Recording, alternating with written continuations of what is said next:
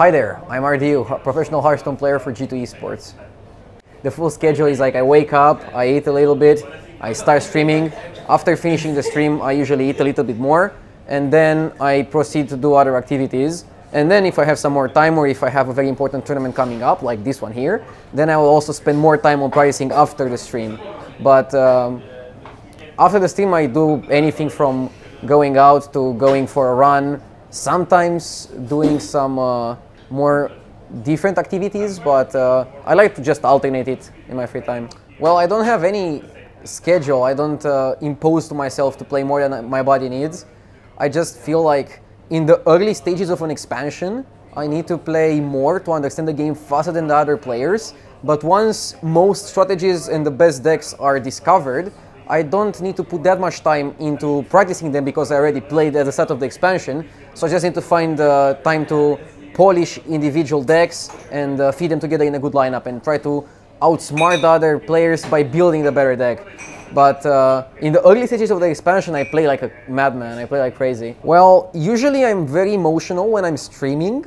It's way easier to get tilted and to feel the game if you're constantly talking about it and interacting with the chat while you're doing it.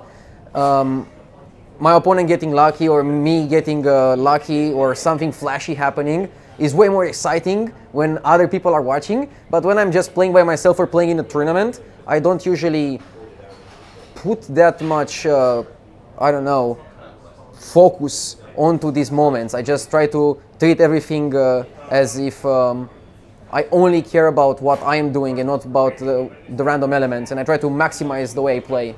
Depending on how big and important the tournament is, I might care if I lose, especially if I lose because of RNG. I know normally you shouldn't care if you lose because of other elements and you should just proceed, but it's hard for the human brain to accept that you are unlucky.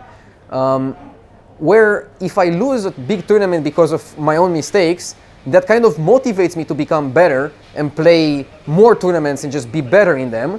When I lose because of RNG, it just feels demoralizing. You feel like, why am I, and it's just like not really a good experience. But this doesn't happen that much. Like most of the time, you're actually losing because of yourself. Other players try to find one situation where they were unlucky, but like I think most players lose because of their mistakes most of the time. No, I haven't thought about quitting Hearthstone yet. I still think I'm doing very well in tournaments, and I don't know, I think the game has a good future if Blizzard is willing to listen to the players more. I don't think they're listening enough to the players currently, and that can be a dangerous trend if they get another competitor that is willing to listen to the players more. But personally, I like Hearthstone a lot, and I will stick to it for the near future. So I have a lot of people that actually support me. Probably the biggest supporter that I have in Hearthstone is my teammate Thais. We've been in the same team for like 3 years. I don't know, like so much time.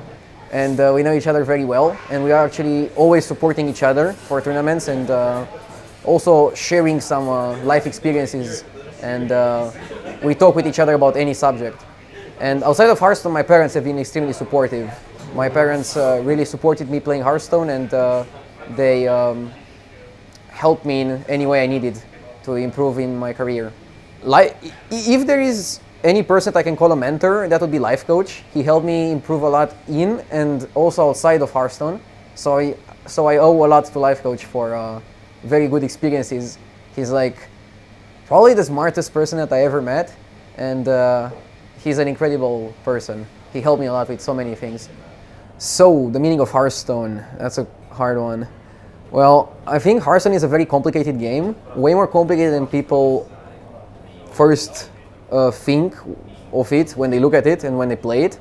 I feel like the game requires so much knowledge at the top level of play because everything matters in a percentage. Everything from bringing the right decks to having the right cards in those decks to understanding the matchups of those decks, and also to understanding what your opponents are going to bring, and then what you bring usually relies on what your opponents bring, so you have to like predict what they bring, and then you have to understand what you brought perfectly.